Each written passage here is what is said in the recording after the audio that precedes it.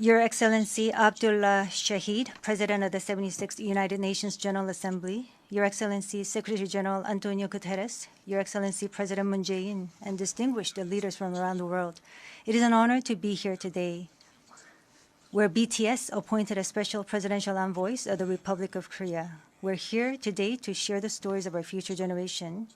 Before we came here, we asked the young people in their teens and 20s around the world about their past 2 years and about the world they find themselves in today. Jin will share some of the answers we received. Yes, should we take a look? You can feel the good vibes from just looking at these. There were times during the past 2 years when I too felt bewildered and troubled. But still here, we have people who cry out, let's live on, let's make the best of this moment. Because we can't stand still when we are in the ideal time of our lives to take on new challenges. It wasn't as if we could blame anyone, and you must have felt the frustration. Here I'm the same as I was yesterday, but the world changed like we were transported in a flash to a parallel world. I was saddened to hear that entrance and graduation ceremonies had to be canceled. These are moments in life you want to celebrate, and missing out on them must have been upsetting. We were heartbroken when our long-planned concert tours were canceled. And for a while, we yearned for the moments we wanted to make complete. Yes, it was a time for us to mourn for the things that COVID took away from us. A time to discover how precious each and every moment we taken for granted were. Suga mentioned the precious things we taken for granted, and lots of people answered our question by sharing pictures of their precious moments. Many people showed how they share their moments with nature. I think during these 2 years, they found dear the time they experienced and care for nature. Yes, but maybe because we feel an encroaching sense of dread that our time on this earth is limited, we just talked about the things we mourn, and I shudder to think about mourning for the earth. Everyone agrees that climate change is an important problem, but talking about what the best solution might be, that's not easy. It's a topic that's tough to make conclusions about. Yes, it is a tough discussion, but I learned while preparing for today that there are many young people who have an interest in environmental issues and choose it as their field of study.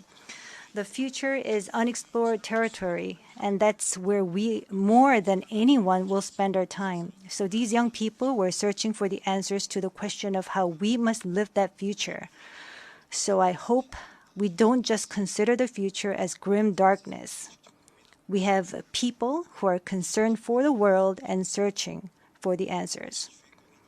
There are still many pages left in the story about us, and I thought we shouldn't talk like the ending's already been written. Of course, sometimes the world seems stuck in place even if you're ready to go. Sometimes it feels like you've lost your way. There was a time when we felt the same way. I've heard that people in their teens and 20s today are being referred to as COVID's lost generation, that they've lost their way at a time when they need the most diverse opportunities and must try new things. But I think it's a stretch to say they're lost just because the paths they tread can't be seen by grown-up eyes. Yes, take a look at these pictures. Here we have many who are trying hard to continue their friendships online in new ways, start learning new things, live healthier lives. I'm sorry, excuse me. 네, 새롭게 공부를 시작하고 더 Yes, these kids are trying to learn new things and trying to figure new things out. They don't look lost. They look like they are finding new courage and taking on new challenges. I think that's why instead of the lost generation, a more appropriate name would be the welcome generation. Because instead of fearing change, this generation says welcome and keeps forging ahead. That's right. If we believe in possibilities and hope, even when the unexpected happens, we will not lose our way but discover new ones. There will be choices we make that may not be perfect, but that does not mean there will be nothing we can do. That's what I think. What is important are the choices we make when we're faced with change, right?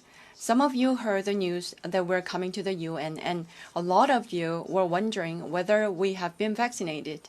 And I'll take this opportunity to say yes. All 7 of us, of course, we received vaccinations. The vaccination was a sort of ticket to meeting our fans waiting for us and to being able to stand here before you today. Just like we said in our message today, we too are doing the things that we're able to do right now. Like the vaccinations, efforts are continuously underway to keep this new reality going forward. And I think the day we can meet again face to face is not far away. Until then, I hope we can fill each of our days to the brim with positive energy. We thought the world had stopped, but it continues to move forward. I believe that every choice we make is the beginning of change, not the end. I hope that in this nascent new world, we can all say to each other, welcome. And now, as we look forward to this future, the permission to dance is our message of welcome that we want to share with everyone today.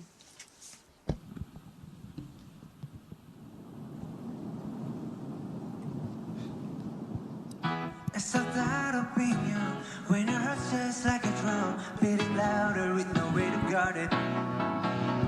When it all seems like it's wrong, say aloud to Elton John, to their feeling we're just getting started. And when the nights get colder and the rhythms got you falling behind, Just dream about that moment when you look